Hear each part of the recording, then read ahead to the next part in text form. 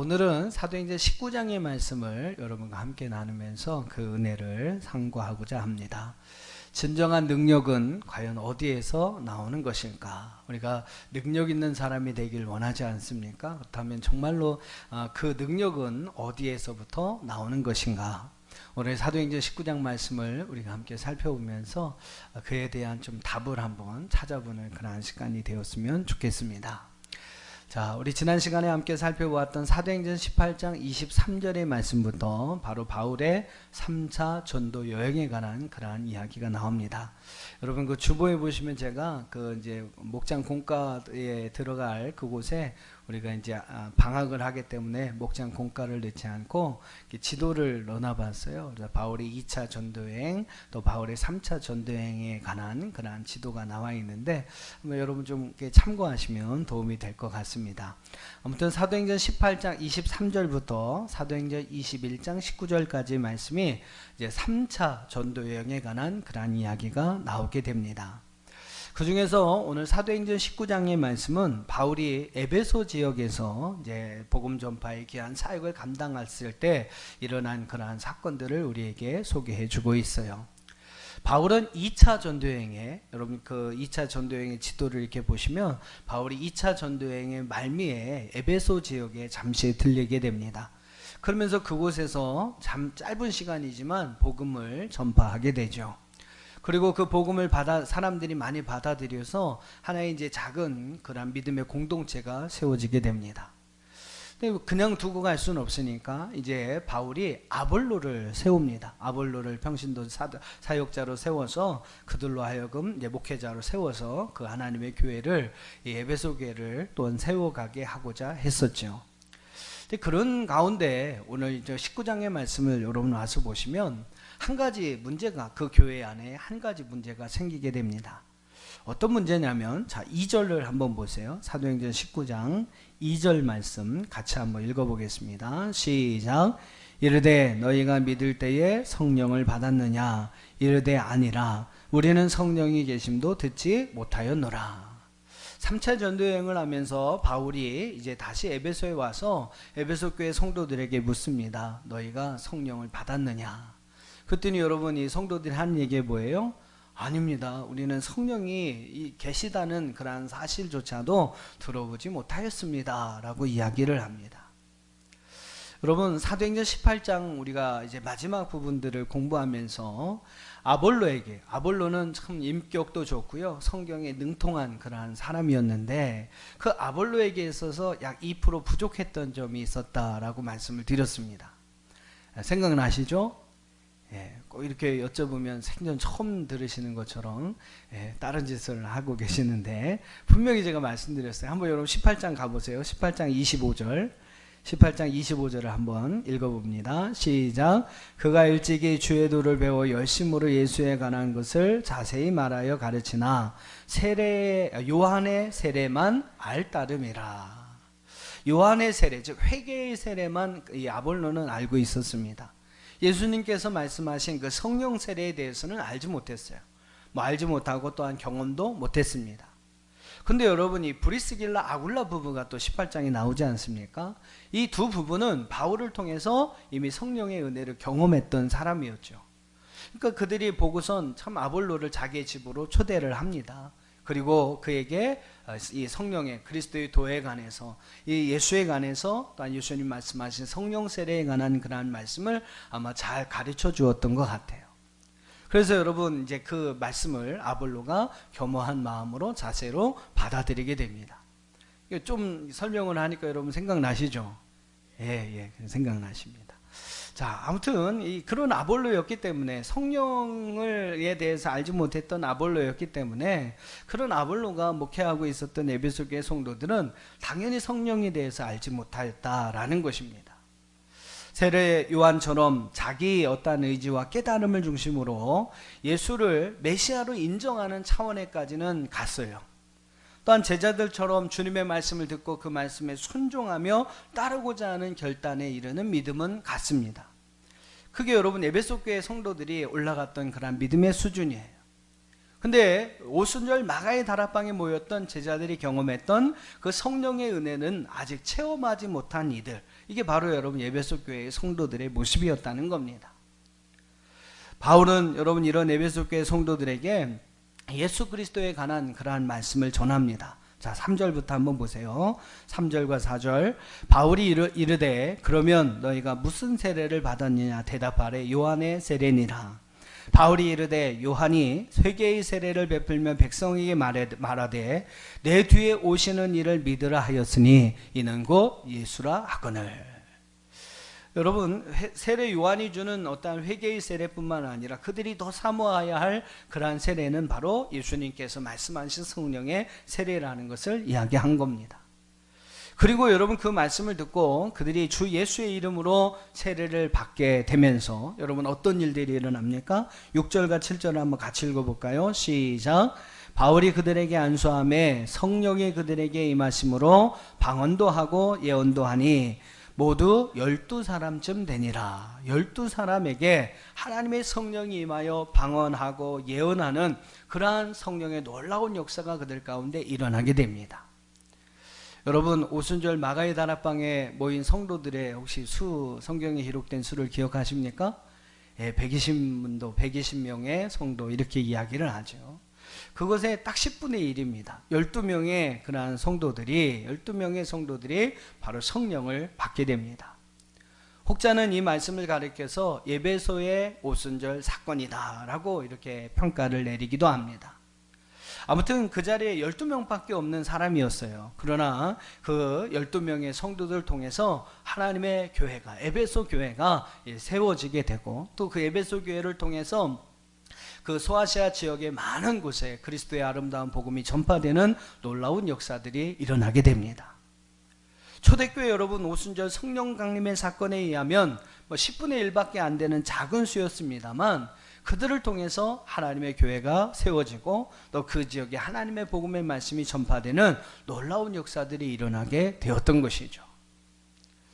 사랑하는 성도 여러분, 누가 교회를 세워가고 누가 교회의 부흥을 이끌어가고 누가 하나님께서 맡겨주신 귀한 사역에 귀하게 쓰임을 받을 수 있을까요?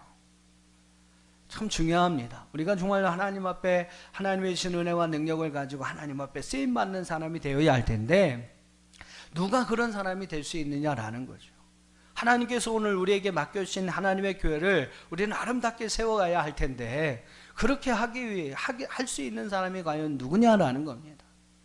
누가 여러분 그 일을 할 수 있겠습니까? 그건 바로 여러분 성령 충만한 성도인 줄로 믿습니다. 성령 받은 사람, 성령 충만한 사람이 여러분 그 일을 감당할 수가 있다라는 거예요. 오순절 예루살렘에는 어떻습니까? 바로 성령 받았던 120명의 성도들을 통해서 초대교회가 세워지게 됩니다. 그리스도의 복음이 놀라운 그러한 하나님의 능력을 가지고 출발하는 역사가 일어납니다.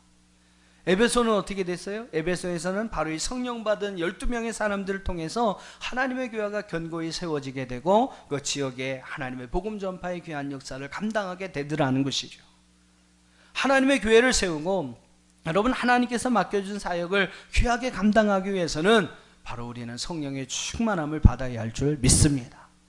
그러니까 여러분 능력 있는 사람 되길 원하신다면 하나님 앞에 귀하게 쓰임받는 사람 되길 원하신다면 여러분 무엇보다 먼저 성령을 사모하시기를 바랍니다.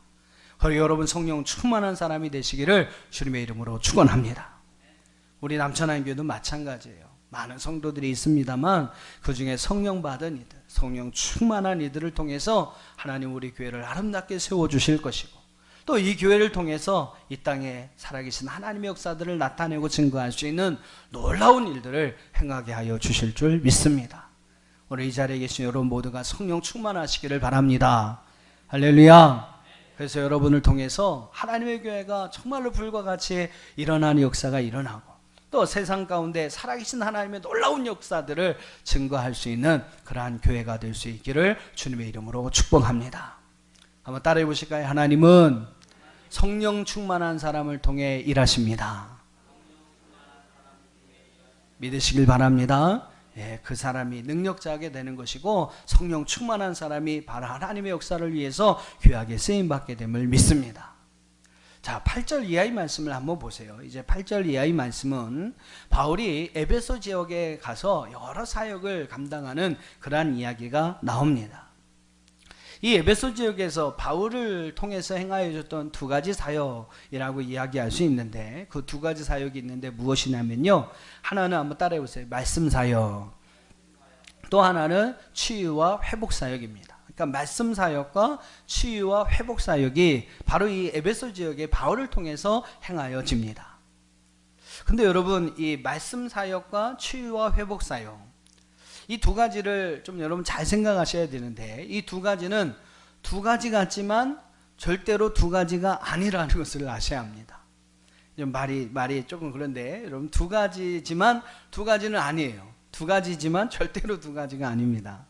이 말씀 사역이 곧, 여러분, 말씀 사역이 곧 하나님 사람을 치유하고 회복하게 하는 그러한 사역으로 연결되고 있다라는 거예요.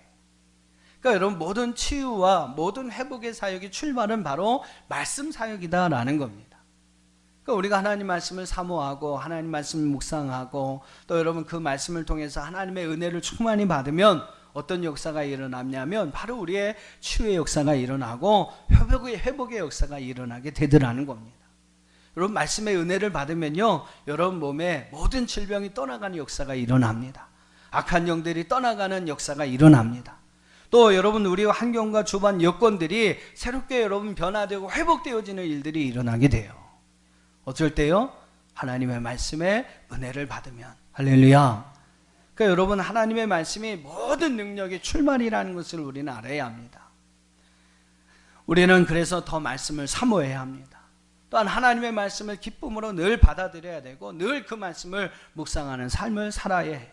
늘 여러분 말씀을 가까이 하는 삶을 살아야 합니다. 그럴 때 여러분, 하나님께서 그 말씀을 통해 하나님께서 우리에게 주신 하나님의 은혜를 공급받을 수 있는 것이고, 바로 그럴 때에 우리의 삶에 치유의 역사가 일어나고 회복의 역사가 일어나고, 또 하나님께서 그 말씀을 통해서 우리에게 진정한 은혜와 능력을 공급해 주시는 줄 믿습니다. 자, 8절 이하의 말씀을 한번 볼게요. 8절과 9절을 제가 한번 읽어보겠습니다. 바울이 회당에 들어가 석 달 동안 담대히 하나님 나라에 대하여 관하여 강론하며 권면하되, 어떤 사람은 마음이 굳어 순종하지 않고 무리 앞에서 이 도를 비방하거늘 바울이 그들을 떠나 제자들을 따로 세우고 두란노 서원에서 날마다 강론하니라. 여러분, 바울이 어디에서 하나님 나라를 강론하고 권면하고 말씀을 가르칩니까? 처음에는 일단은 에베소 회당에서 말씀을 전해요. 에베소 회당에서 석 달 동안 말씀을 전합니다. 그런데 이제 그 도를 비방하는 그러한 사람들로 인해서 그 회당에서는 쫓겨나고, 그 다음에 어딜 가죠? 두란노 서원에 가서 거기에서 누구의 방해도 받지 않고 2년 동안 날마다 강론했다라고 성경은 말씀하고 있습니다. 바울은 이렇게 두란노 서원에서 한 2년, 그리고 회당에서 3개월, 또 이렇게 여러 곳을 다니면서 하나님의 복음의 말씀을 전파하면서 이 에베소 지역에서 약 3년 정도의 사역을 하게 됩니다. 에베소에 머무는 동안 참 바울에게 있어서 많은 일들이 일어나게 되죠. 3년 동안의 사역이 이 바울의 어떤 신학적인 교리적인 어떤 사상들을 아주 체계화하게 하도록 만드는 중요한 그러한 시점이 되는 그러한 시간이 되기도 합니다. 자, 아무튼 이 에베소에서의 사역이 참 중요한데요. 그런 그 사역 가운데 중요한 사역이 바로 하나님의 말씀을 강론하고 가르치고 전하는 이 말씀 사역이었다라는 겁니다. 그런데 여러분, 11절 이하를 한번 보세요. 11절과 12절 보면 그 말씀 사역을 하는 가운데 어떤 역사들이 일어나게 됩니까? 11절, 12절 같이 읽어봅시다. 시작.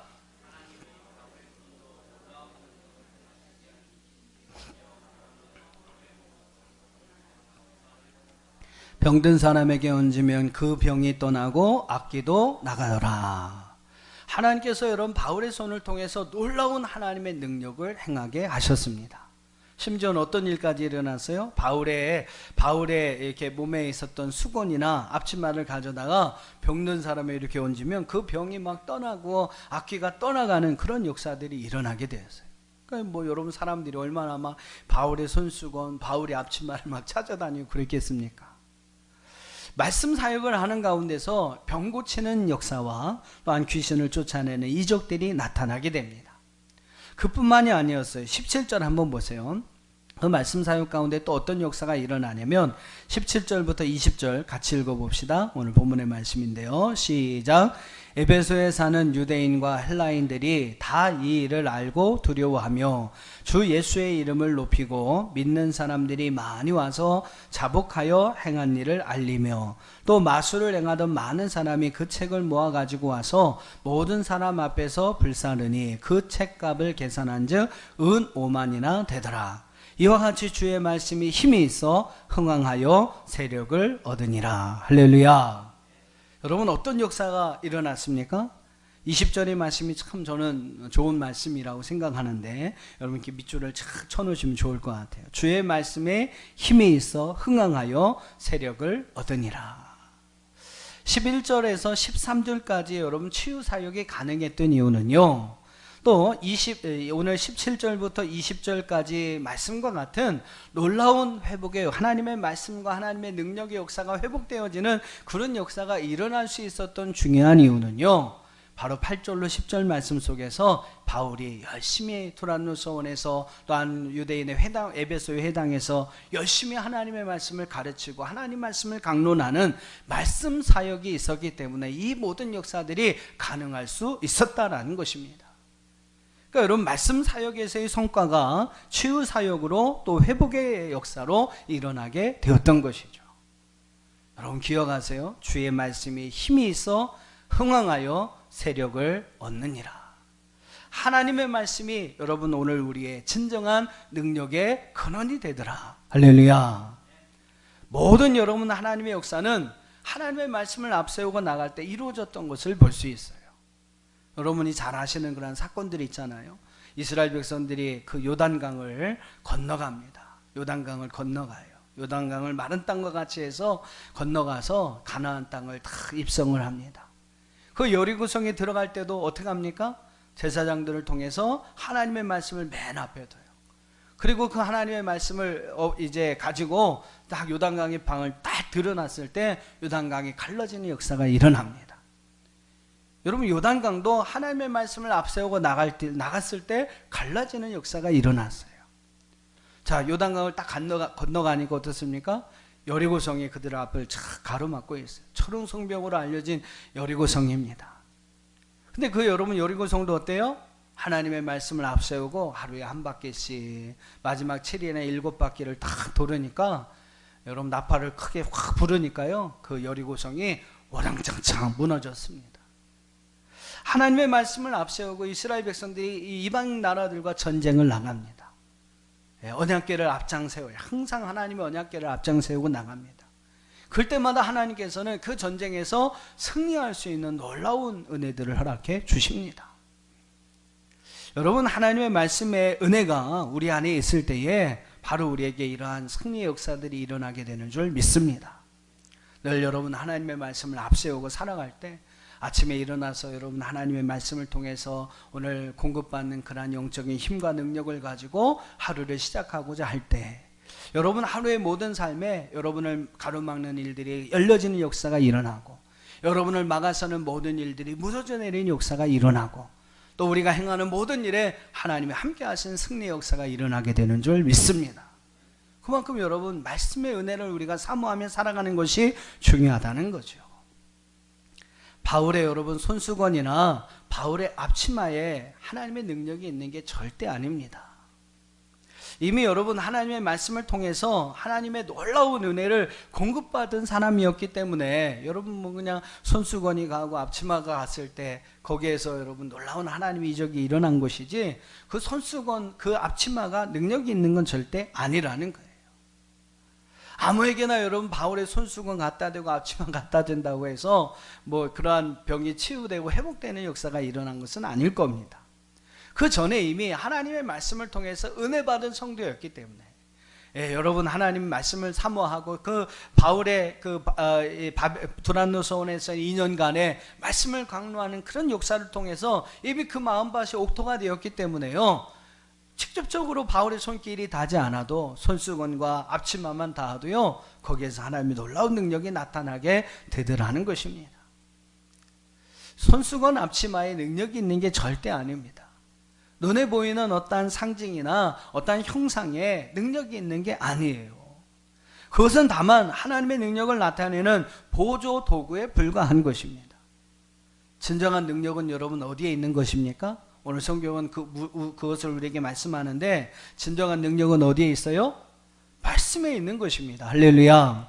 다시 따라해 보세요. 말씀이 능력이다. 말씀이 능력이다. 할렐루야. 여러분 꼭 기억하세요. 뭐 앞치마, 손수건 가졌다고 병이 나느냐? 아닙니다. 그것은 하나의 보조 도구예요. 하나님의 은혜를 더 사모하게 하는 하나의 보조 도구입니다.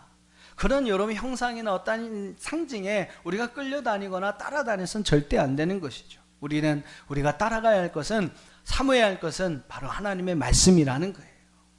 말씀을 사모해야 합니다.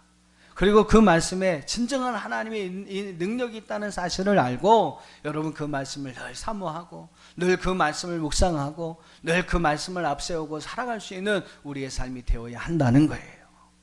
바로 여러분 하나님의 말씀에 진정한 능력이 있다는 그 사실을 꼭 기억하시기를 주님의 이름으로 축원합니다. 자, 이 오늘 본문의 말씀과 또 이어지는 그 말씀 속에 보면 두 가지가 이야기가 나와요. 두 가지 사건이 나옵니다.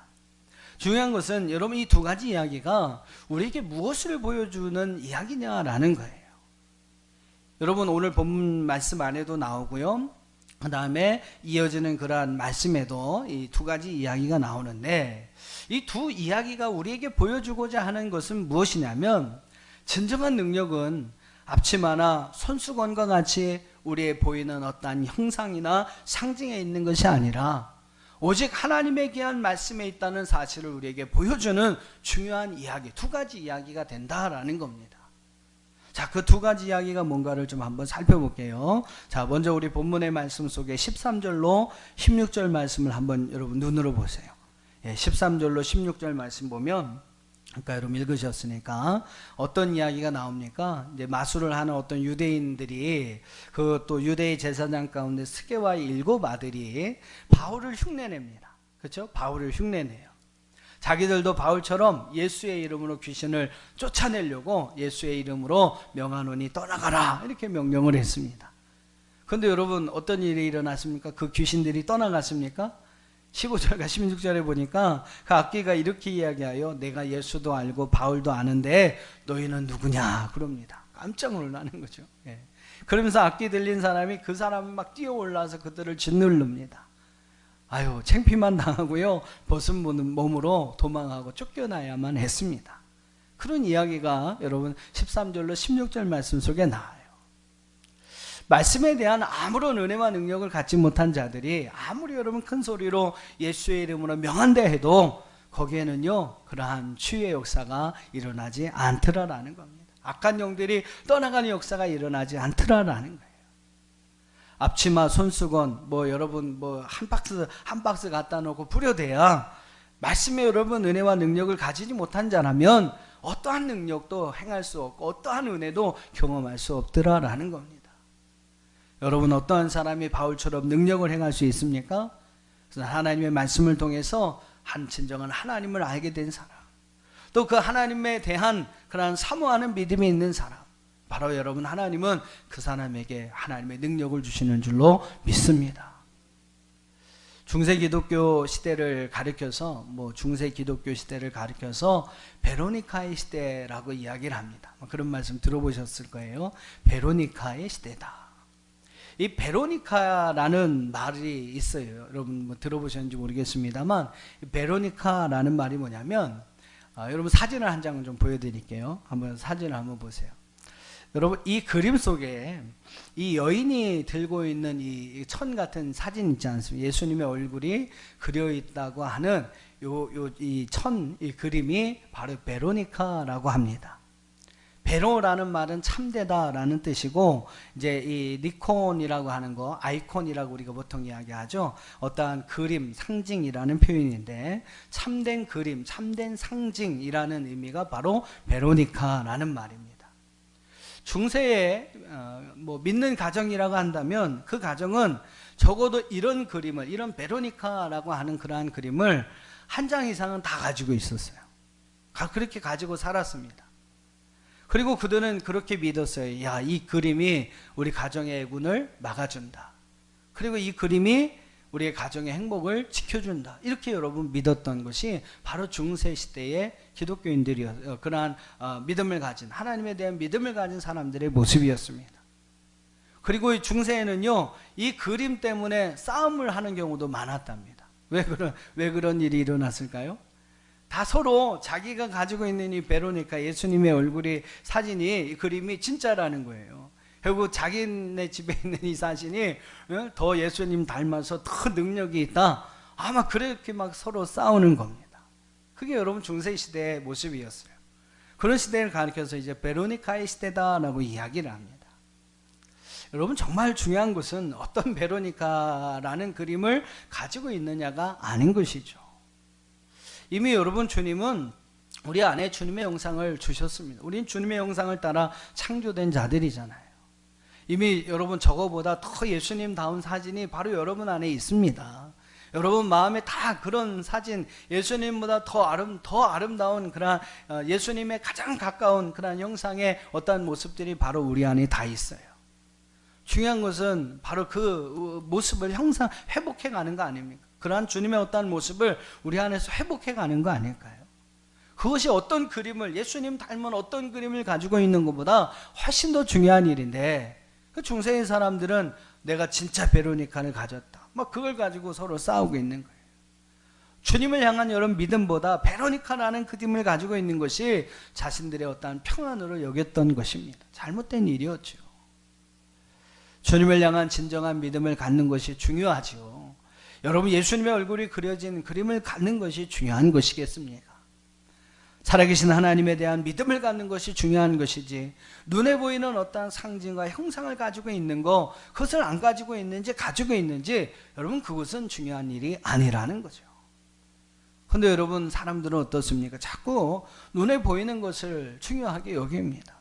형상을 중요하게 여겨요. 상징을 중요하게 여겨요. 그림을 중요하게 여겨요. 말씀보다는 눈에 보이는 이적과 기적을 막 따라가려고 합니다. 하지만 여러분 눈에 보이는 것보다 훨씬 중요한 것은 보이지 않는 거죠. 하나님을 향한 우리의 믿음, 그게 여러분 진짜 중요한 거 아닙니까? 또 그 믿음을 우리에게 주시기 위해서 하나님께서 우리에게 주신 하나님의 말씀, 그것이 여러분 더 중요한 것이 아닙니까? 그리고 그 말씀에 하나님의 능력이 있다는 사실을 믿고 그 말씀을 사모하는 우리의 마음, 그 말씀을 묵상하려는 우리의 열심, 그 수고, 여러분 그것이 더 중요한 것이 아니겠습니까? 오늘 성경은요 그것을 우리에게 말씀해주고 보여주고 있습니다. 또 23절 이하를 한번 가보세요. 또 23절 이하에 가보면 또 하나의 사건이 나옵니다. 자, 어떤 사건이 나오냐면 제가 한번 읽어볼게요. 23절부터 그때쯤 되어 이 도로 말미암아 적지 않은 소동이 있었으니 즉 데메드리오라 하는 어떤 은장색이 아데미의 신상 모형을 만들어 직공들에게 적지 않은 벌이를 하게 하더니 그가 그 직공들과 그러한 영업하는 자들을 모아 이르되 여러분도 알거니와 우리의 풍족한 생활이 이 생업이 있는데 바울이 에베소뿐 아니라 그의 거의 전 아시아를 통하여 수많은 사람들을 권유하여 말하되 사람의 손으로 만든 것들은 신이 아니라 하니 이는 그대들도 보고 들은 것이라. 우리의 이 영업이 천하에 줄 위험이 있을 뿐 아니라 큰 여신 아데미의 신전도 무시당하게 되고 온 아시아와 천하가 위하는 그의 위엄도 떨어질까 하노라. 자, 바울이 전하는 그리스도의 도, 즉 복음이죠. 그 복음으로 인해서 이 에베소 지역 안에 적지 않은 소동이 일어납니다. 어떤 소동이냐고 하면 이 데메드리오라고 하는 이 아데미 신상을 만드는 아데미 그 여신의 신상의 어떠한 모형을 만들어서 시간이 없어서 제가 막 빨리 지금 하려고 보니까 말이 좀 저기 되는데, 하여튼 그 신상을 판매하는 자가 있었는데요. 이 에베소 사람들이 바울이 설교하는 막 두란노 서원에 가서 바울이 설교하는 강론을 막 듣고 하다 보니까 아데미 신전을 찾는 일들이 뜸해지게 되는 겁니다. 두란노 서원에 가서 바울이 전하는 말씀을 듣다 보니까 아데미 신전, 여신전인데 그 신전을 찾아오는 것이 뜸해지는 거예요. 쉽게 말하면 손님이 이 바울 때문에 대번 줄어든 거예요. 우상을 만들어서 형상을 만들어서 판매해서 아주 적잖은 그런 수입을 얻었고 생업에 지장이 없을 정도로 이렇게 잘 살았는데 이 바울 때문에 자기들의 어떤 생업에 지장이 받게 된 것입니다. 그래서 여러분 그가 사람들을 막 현혹해서 막 바울을 모함하는 거예요. 사람의 손으로 만든 것은 신이 아니라고 했다. 막 저놈이 저 아데미 신전을 막 무시했다. 그러면서 막 모함을 하는 겁니다. 이 일로 인해서 에베소 지역에 어떤 시내가 요란하게 됐고 바울의 동역자였던 마케도니아 사람 가이오와 아다스다고가 사람들에 붙잡혀서 연극장으로 끌려가는 그런 사태가 일어납니다. 하나의 큰 위기가 오게 되는 것이죠. 데메드리오와 같은 사람들은 자기들이 먹고 살기 위해서 우상을 만들어 판매를 합니다. 더 많이 팔기 위해서 그들은 이 우상이 놀랍고 신비한 능력이 있다라고 막 사기를 치는 거죠. 더 비싼 걸 막 사면 더 능력이 있다. 더 화려한 걸 사면 더 능력이 있다. 막 그러면서 이제 막 사람들을 속이는 겁니다. 하지만 그 우상을 가지고 있다고 여러분 하나님의 능력을 가지고 있는 것입니까? 그건 아니잖아요. 절대 아니잖아요. 오히려 하나님의 능력은 보이진 않지만 바울이 전하는 그리스도의 도, 하나님의 복음과 하나님의 말씀에 더 큰 능력이 있었습니다. 사람들도 여러분 아니까, 그죠? 아니까 무의식적으로 아담의 신전을 향해 가는 것보다 바울이 전하는 복음을 듣기 위해서 두란노 성원을 향해 가는 그런 발걸음이 더 많아지게 되는 것이죠. 그것도 분명한 이유가 여러분 있는 것입니다. 하지만 여러분 그 능력을 두려워했던 이들이 이런 소동을 만들어서요 바울과 그 동역자들을 위기 가운데 빠뜨립니다. 근데 여러분 계속해서 이렇게 이어지는 말씀을 읽어보시면요 하나님께서는 놀랍게 그들을 보호하고 지켜주십니다. 막 이름도 모르는 한 서기장이 탁 나타나서 위기 가운데 있는 바울의 동역자들을 지켜줘요. 또 막 바울이 그들을 막 끌려갔다는 소식을 듣고 그 동역자들을 구하기 위해서 막 연극장으로 막 쫓아가는데요 이름도 모르는 한 사람이 그를 막 막아섭니다. 그래서 바울을 여러분 지키고 보호해 줍니다. 위기가 있었어요. 그러나 하나님께서는 이름 모르는 사람들을 통해서 바울과 그의 동역자들을 보호해 주시는 그러한 모습이 여러분 말씀 속에 나옵니다. 사람들은 어떻습니까? 눈에 보이는 우상이 바로 그들의 보호자요 인도자라고 믿은 것이죠. 하지만 여러분 진정한 보호자와 우리의 인도자는요 비록 우리의 눈에는 보이진 않지만 바로 살아있는 하나님의 말씀과 복음에 관한 능력이 우리의 진정한 보호자와 인도자가 되는 줄로 믿습니다. 하나님 바로 이 말씀과 복음을 위해 살아가는 자의 진정한 보호자가 되시고 바로 인도자가 되어 주신다는 거예요. 오늘 여러분 23절 이하에 나오는 사건은 그 사실을 우리에게 보여주는 거예요. 바울과 그의 동역자들이 하나님의 복음을 위해서 여러분 하나님의 말씀을 위해서 살아갈 때에 하나님은 이름 모를 사람들을 통해서 그들을 지켜주시고 그들을 인도하여 주셨습니다. 삶 속에서 우리가 진정한 능력을 가지고 살아갈 수 있는 비결이 있어요. 그것은 바로 말씀을 사모하며 살아가는 것입니다. 그리고 이 하나님의 복음을 위해 하나님의 나라와 하나님의 의를 위하여 살아가는 것입니다. 눈에 보이는 이 땅의 것을 구하는 삶이 아니라 여러분 보이진 않지만 하늘의 것을 소망하며 살아가는 삶, 그것이 여러분 우리의 삶의 진정한 하나님의 능력을 가지고 살아갈 수 있게 하는 비결인 줄로 믿습니다. 사랑하는 성도 여러분, 우리가 살펴보았던 오늘 사도행전 19장 13절 이하에 나오는 이 두 사건은 우리에게 진정한 능력이 어디에 있는지를 우리에게 보여주는 사건입니다. 많은 사람들은 눈에 보이는 바울의 손수건이나 앞치마에 능력이 있다고 믿었어요. 베로니카, 즉 예수님의 얼굴 그려진 그 그림에 능력이 있다고 믿었습니다. 그들이 힘들어 깎게 만든 또 화려하고 아주 큰 우상에 능력이 있다고 믿었어요. 그것이 그들의 보호자요 인도자라고 믿었습니다. 하지만 여러분 거기에는 아무런 능력이 없었죠. 진정한 능력은 어디에서 나오는 겁니까? 바로 하나님께서 우리에게 주신 믿음이요, 그 믿음을 우리에게 주시기 위해 허락하신 하나님의 말씀에 진정한 하나님의 능력이 있는 줄로 믿습니다. 또한 여러분 죽음도 두려워하지 아니하고 환난이나 어려움도 두려워하지 아니하고 죽음은 죽으리라 하는 믿음과 그러한 결단을 가지고 주의 나라와 주의 의를 위하여 살아갈 때 하나님은 바로 그 사람의 진정한 보호자와 인도자가 되어주시는 줄 믿습니다. 여러분 오늘 말씀을 기억하면서 진정한 능력이 어디서 나오는지 한번 잘 생각해 보시고 늘 그 능력을 힘입어 살아가는 저와 여러분이 될 수 있기를 주님의 이름으로 축원합니다.